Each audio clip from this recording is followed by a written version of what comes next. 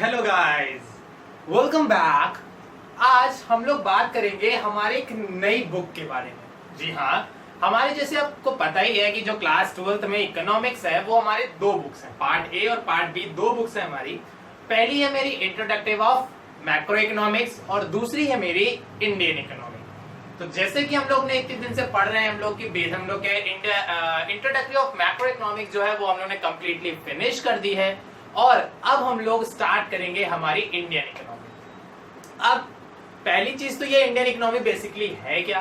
तो यहाँ पे जैसे आप लोग 6, 7, 8 में हिस्ट्री पढ़ते थे ना कि यहाँ पे हड़प्पा की खुदाई हुई, इंडस वैली सिविलाइजेशन और अकबर आया, बीरबल गया, ठीक है, पोरस आया, ये लड़ाई हुई, वो लड़ाई हुई, ये सारी चीजें पढ़ते थे ना। तो अभी तक हम लोग क्या पढ़ते थे, अपनी इंडिया की हिस्ट्री के बारे में पढ़ते थे कि क्या क्या चीजें थी, कौन से राजा महाराजा थे, कब पैदा हुए, कब मरे, कब लड़ाइयां लड़ी, कब क्या हुआ, हम ये सब पढ़ते थे। तो बहुत ज्यादा हम लोग इरिटेट हो, क्या यार क्या पढ़ रहे हैं, जस्ट मतलब एकदम बेकार चीजें, मतलब कोई काम ही नहीं आई इन लोग के, बस रट लो रट लो रट लो रट लो रट लो।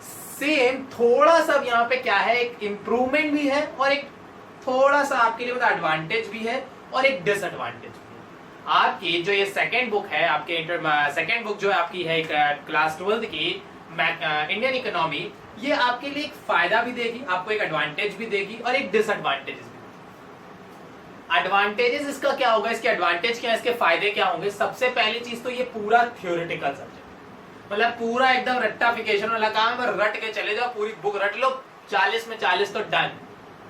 या आपको पूरे अपने इंडिया की इकोनॉमी के बारे में थोड़ी सी झलक तो मिल ही जाएगी कि हाँ एक्चुअली में हमारी इंडियन इकोनॉमी कैसी थी, अच्छी थी, बुरी थी, ग्रो कर रही थी कि और ज्यादा बैकवर्ड जा रही थी, क्या हो रहा था। तो पहला एडवांटेज तो आपको ये है कि थ्योरेटिकल सब्जेक्ट है, ज्यादा दिमाग लगाने की जरूरत नहीं है, जैसा बुक में दिया गया है एज इट इज याद कर लो और काम खत्म। अब डिसएडवांटेज क्या है, डिसएडवांटेज इस बुक के ये है कि हमारी यहाँ पे हम लोग क्या बात कर रहे हैं, इंडियन इकोनॉमी। तो जब हम लोग इंडिया की इकोनॉमी के बारे में बात कर रहे हैं तो इंडियन इकोनॉमी कब से पढ़ेंगे, 2000 से, 1947 से, 1900 से, 1847 से, 1800 से, कब से, नो आइडिया। तो यहाँ पे सबसे बड़ा डिसएडवांटेज जो इसका है वो क्या है कि यहाँ पे मेरी इंडियन इकोनॉमी का स्टार्टिंग पॉइंट क्या है, मतलब कब से हम लोग इंडियन इकोनॉमी को पढ़ेंगे वो हमें कुछ भी मालूम नहीं है। हो सकता है 18th सेंचुरी हो सकता है 19th सेंचुरी हो सकता है 20th सेंचुरी हो सकता है 21st सेंचुरी हो, कुछ भी हो सकता है। दूसरी चीज, ये तो आपकी इकोनॉमी की बात हो गई। अब इकोनॉमी में हमारे सब कुछ आता है, हमारा एग्रीकल्चर भी आता है, इंडस्ट्री भी आती है, ट्रांसपोर्टेशन भी आता है, सर्विस सेक्टर भी आते हैं, इंश्योरेंस सेक्टर भी आते हैं, इंफ्रास्ट्रक्चर भी आता है, हेल्थ भी आती है, एजुकेशन भी आती है, पावर एनर्जी भी आती है, सोर्स भी आते हैं, ठीक है। उसके बाद हमारे क्या कहते हैं, डेमोग्राफिक प्रोफाइल भी आती है, रिन्यूएबल और non renewable source of energies भी आते हैं, ठीक। तो मतलब इकोनॉमी में जितना कुछ भी हो रहा है, जो कुछ भी हमारी सराउंडिंग्स में हो रहा है, वो सब हमें पढ़ना पड़ेगा। और प्लस हमें अपने इंडिया का comparison rest of the countries के साथ भी करना पड़ सकता है। तो फायदे भी है और नुकसान भी है। फायदे क्या है, सिंपल थ्योरेटिकल सब्जेक्ट है तो पढ़ना थोड़ा सा इजी होगा, बट डिसएडवांटेज ये है कि बहुत लेंदी है, कोई मतलब स्टार्टिंग पॉइंट नहीं है, कोई एंडिंग पॉइंट नहीं है, तो थोड़ा सा कॉम्प्लिकेटेड होगा कि हम क्या पढ़ें और क्या छोड़ें। तो ज्यादा टेंशन लेने की जरूरत नहीं है, बस जितना मैं वीडियो में बताता जाऊं, जितना मैं आपको समझाता जाऊं, बस उसको एकदम ध्यान समझ लीजिए और कई नोट्स बना लीजिए। इससे ज्यादा, इससे कम या इसके अलावा आपके बोर्ड्स में कुछ भी खास नहीं पूछेगा। तो जितना बताता जाऊं उतना ध्यान से इसको करते जाइएगा। आई होप सबको सारी चीजें क्लियर होती जाएंगी और आपको पढ़ने में भी थोड़ा सा मजा आने लगेगा। अब जैसे कि ये इंडियन इकोनॉमी है, थोड़ा सा जैसे मैंने बोला थ्योरेटिकल है, तो मे भी थोड़ा सा बोरिंग हो सकता है, तो इसको थोड़ा इंटरेस्ट के साथ हम लोग पढ़ेंगे, थोड़े एग्जांपल्स के साथ, थोड़ी मौज मस्ती के साथ थोड़ा इसको समझने की कोशिश करेंगे। तो सबसे पहले हमारी जो इंडियन इकोनॉमी बुक है उसको हमने 40 मार्क्स का रखा है हमारे बोर्ड में, मतलब बोर्ड में सीबीएसई में जो मेरी ये दो बुक्स हैं, part A and part B, या मैक्रो और इंडियन। मैक्रो आती है 40 मार्क्स की एंड इंडियन भी आती है हमारे 40 मार्क्स की। इस इंडियन इकोनॉमी के अंदर आज हम लोग स्टार्ट करेंगे हमारा फर्स्ट चैप्टर, जो कि है हमारा Indian economy on the eve of independence. Indian economy familiar होंगे, हमारी इंडिया की इकोनॉमी कैसी थी, इंडिपेंडेंस आजादी के टाइम पे यानी कि 1947 के आसपास की बात हो रही है। ऑन द ईव, ईव का मतलब यहाँ पे होता है इवनिंग। अब इवनिंग ये ना कह दीजिए सर क्या 1947 की शाम की बात हो रही है, ना ना ना ना, ईव का मतलब इवनिंग हो गया, बट ये नहीं इवनिंग की उसी दिन की इवनिंग।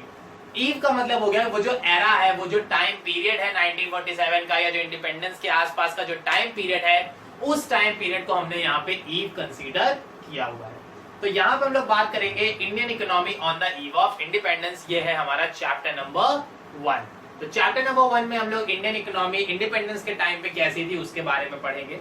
उसके बारे में जानने से पहले हम लोग ये पढ़ लेते हैं कि उसके पहले क्या चल रहा था। तो आजादी से पहले, जैसे हमारी जो इंडिपेंडेंस है वो 1947 में आई थी, उसके पहले हमारे ऊपर रूल करते थे ब्रिटिशर्स। कौन रूल करता था? ब्रिटिशर्स रूल करते थे।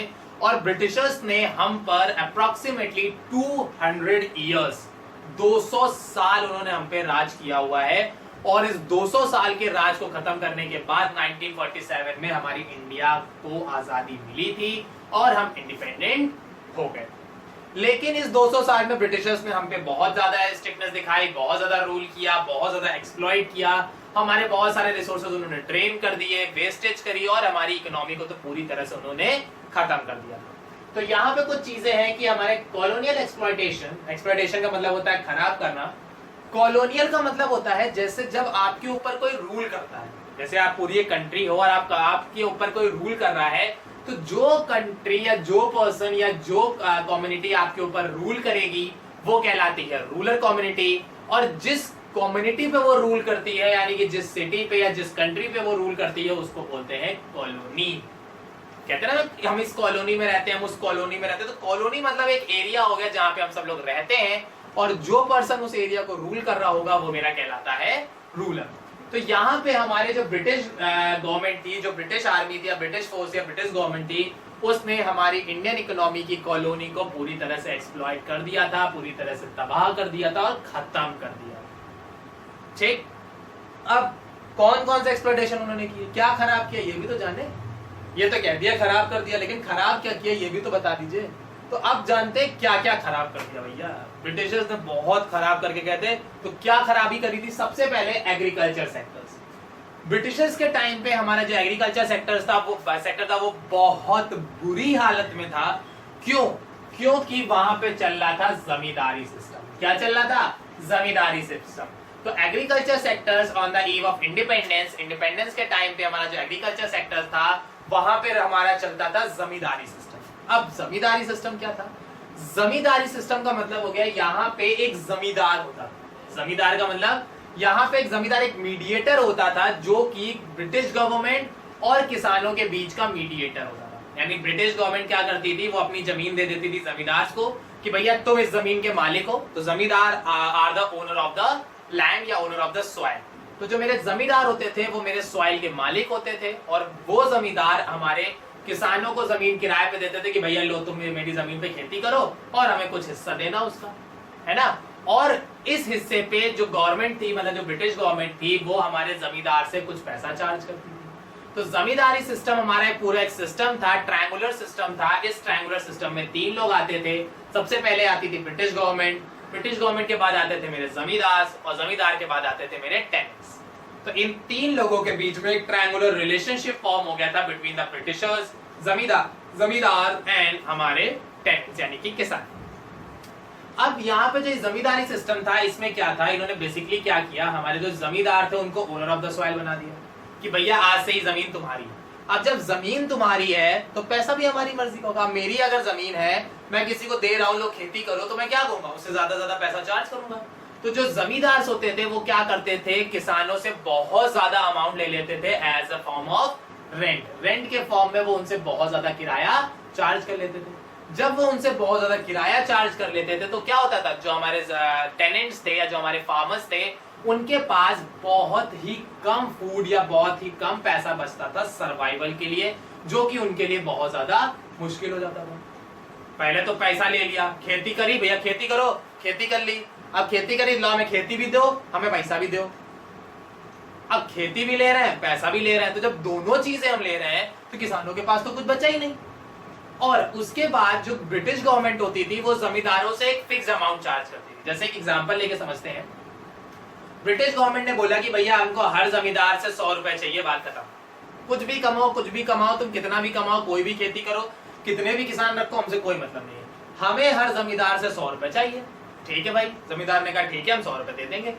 जमींदार ने क्या किया, अपने फार्मर से 1000 रुपए लिए, क्योंकि भाई जमीन मेरी है तो रेंट भी मेरा होगा। तो जमींदार ने क्या किया, फार्मर से 1000 रुपए लिए और उस 1000 रुपए में से 100 रुपए दे दिए गवर्नमेंट को। जब 100 रुपए गवर्नमेंट को दे दिए तो गवर्नमेंट खुश, कोई दिक्कत नहीं है। बाकी जो 900 रुपए बचे, उस 900 रुपए को वो इस्तेमाल करते थे अपनी लग्जरियस लाइफस्टाइल के ऊपर। घर बनवा लिया, कार ले ली, ज्वेलरी ले ली, ठीक है, कुछ एक अय्याश वाली जिंदगी जी। यार कोई टेंशन नहीं यार, 900 रुपए तो फ्री के आ ही रहे हैं, बाकी खेती जो मिल रही है वो अलग, मतलब खेती भी मिल रही है, 900 रुपए भी मिल रहा है, और जो 100 रुपए दे रहे थे वो भी चले गए। तो मेरे ऊपर तो कोई बर्डन है ही नहीं, मैं तो टेंशन फ्री हूँ, आराम से पैसे उड़ा रहा हूँ, सब बढ़िया यार, टेंशन नॉट, फिकर नॉट। ठीक, तो वही चीज यहाँ पे हुई कि हमारा जमींदारी सिस्टम था। जमींदारी सिस्टम में हमारा ट्रायंगुलर रिलेशनशिप फॉर्म हुआ between the British government, between the zamindars and the tenants. अब उसमें हुआ क्या, टेनेंट्स से बहुत ज्यादा किराया लेते थे जमींदार, जमींदार उनसे किराया ज्यादा लेके गवर्नमेंट को एक फिक्स रेट प्रोवाइड कराते थे, और बीच का जो मार्जिन बच जाता था उस मार्जिन को वो अपनी लग्जरियस लाइफस्टाइल के ऊपर खर्चा करते थे। बेसिकली जो जमींदार थे और जो ब्रिटिश गवर्नमेंट थी उन्होंने पूरी तरह से हमारे फार्मर्स को एक्सप्लॉइट कर दिया था, और फार्मर एक्सप्लॉइट होने की वजह से ही वो हमारे एग्रीकल्चर पे इतना ज्यादा ध्यान नहीं दे पा रहे थे, और हमारा एग्रीकल्चर सेक्टर जो था वो पूरी तरह से बर्बाद हो चुका था। ठीक, सेकेंड मेरा आया इंडस्ट्रियल सेक्टर। इंडस्ट्रियल सेक्टर हमारे इंडिपेंडेंस के टाइम पे या उस ड्यूरेशन में हमारे इंडियन इकोनॉमी जो थी, हमारी जो इंडिया थी, वो हैंडीक्राफ्ट सेक्टर में सुपर्ब थी, मतलब सबसे बेस्ट थी हमारी इंडिया। इंडिया के मुकाबले कोई भी कंट्री नहीं थी जो हैंडीक्राफ्ट प्रोडक्ट इंडिया से अच्छा बना पाती। इंडिया उस टाइम पे लीडिंग एक्सपोर्टर था हमारे हैंडीक्राफ्ट का, मतलब जितना अच्छा प्रोडक्ट इंडिया के अंदर हैंडीक्राफ्ट बनता था उतना कोई नहीं बना पाता था। बट जैसे ही ब्रिटिशर्स आए, ब्रिटिशर्स ने क्या किया, देखो भाई सीधी सी है बात, समझ लो, रूल हम कर रहे हैं तो नाम भी मेरा चलेगा। ब्रिटिशर्स ने सीधा क्या बोला कि अगर इंडिया के जो हैंडीक्राफ्ट गुड्स है, अगर वो इंडिया से बाहर जाते हैं, यानी अगर आप उनको एक्सपोर्ट करते हो, तो आपको उस एक्सपोर्ट पे हमें टैक्स देना पड़ेगा। अगर 100 रुपए के गुड्स हैं तो 100 रुपए टैक्स दो। तो मेरे लिए क्या बचा भाई, 100 रुपए कमाए, 100 रुपए टैक्स दे दिया, मेरे लिए तो कुछ बचा ही नहीं। तो हम एक्सपोर्ट क्या करेंगे, कुछ नहीं करेंगे। जब एक्सपोर्ट नहीं करेंगे तो मेरी मार्केट वैसे ही खत्म हो गई ना। दूसरी चीज ब्रिटिशर्स ने क्या किया, सिंपल, उन्होंने कहा कि देखो भाई, अगर तुम हमसे सामान इंपोर्ट करते हो, इंडिया वाले अगर ब्रिटिशर्स से सामान इंपोर्ट करते हैं तो फ्री, कोई टैक्स ही नहीं है। 100 रुपए का सामान लो, 100 रुपए में ले जाओ, और एक काम करो, लो 80 में ले जाओ, काम खत्म। तो ब्रिटिशर्स ने क्या किया, उन्होंने ये बोला कि अगर इंडिया वाले बाकी किसी कंट्री को सामान बेचते हैं तो उनको टैक्स देना पड़ेगा, वो भी हाई टैक्स देना पड़ेगा। बट अगर इंडिया वाले ब्रिटिशर्स से कोई सामान लेते हैं तो ब्रिटिशर्स से सामान लेने पे उनको कोई टैक्स नहीं पड़ेगा। तो जब उनको कोई टैक्स नहीं पड़ेगा तो चीजें सस्ती हो जाएंगी और ब्रिटिशर्स के जो सेल है वो इंक्रीज हो जाएगी। तो बेसिकली ब्रिटिशर्स ने क्या किया, इंडिया के एक्सपोर्ट को कम करने के लिए उसमें टैक्स लगा दिया, और इंडिया के इंपोर्ट को बढ़ाने के लिए और अपनी सेल को इंक्रीज करने के लिए उन्होंने इंपोर्ट एकदम टैक्स फ्री कर दिया। तो इंपोर्ट टैक्स फ्री होने की वजह से और एक्सपोर्ट हाई टैक्स होने की वजह से हमारी जो इंडस्ट्रियल सेक्टर था वो भी पूरी तरह से खत्म हो चुका था, क्योंकि एक्सपोर्ट पे टैक्स ज्यादा लग रहा था तो हम एक्सपोर्ट कर नहीं पा रहे थे। डोमेस्टिक मार्केट में इंपोर्टेड गुड इतने सस्ते आ गए थे कि हमारे गुड्स कोई ले नहीं रहा था। तो हमारे जो इंडस्ट्रियल सेक्टर थी वो भी पूरी तरह से खत्म हो चुकी थी, क्योंकि हमारे ब्रिटिशर्स ने हमारे इंपोर्ट और एक्सपोर्ट पे टैक्सेस का जोर जाल करके हमारी इंडियन इकोनॉमी को पूरी तरह से खत्म कर दिया था। बहुत दुष्ट टाइप के थे। थर्ड मेरा आता है इंटरनेशनल ट्रेड। इंटरनेशनल ट्रेड का मतलब हो गया कि हमारे जो इंडियन इकोनॉमी में हमारे जो इंडिया थी वो बहुत ज्यादा बाहर भी सामान भेजती थी, बहुत ज्यादा सामान भेजती थी। तो उन्होंने क्या किया कि यार इंडिया यार बाहर सामान भेज रही है, पैसा आएगा तो ये ग्रो करेगी तो हम रूल कैसे करेंगे यार, तो इसको तो गरीब बनाना पड़ेगा, ऐसे कैसे काम चलवाएगा, कुछ करना पड़ेगा, गरीब बनाओ, इंडिया गरीब बनाना पड़ेगा। अब इंडिया को गरीब बनाने के लिए उन्होंने क्या किया, सबसे पहला काम उन्होंने क्या किया, duty free export of Indian raw material.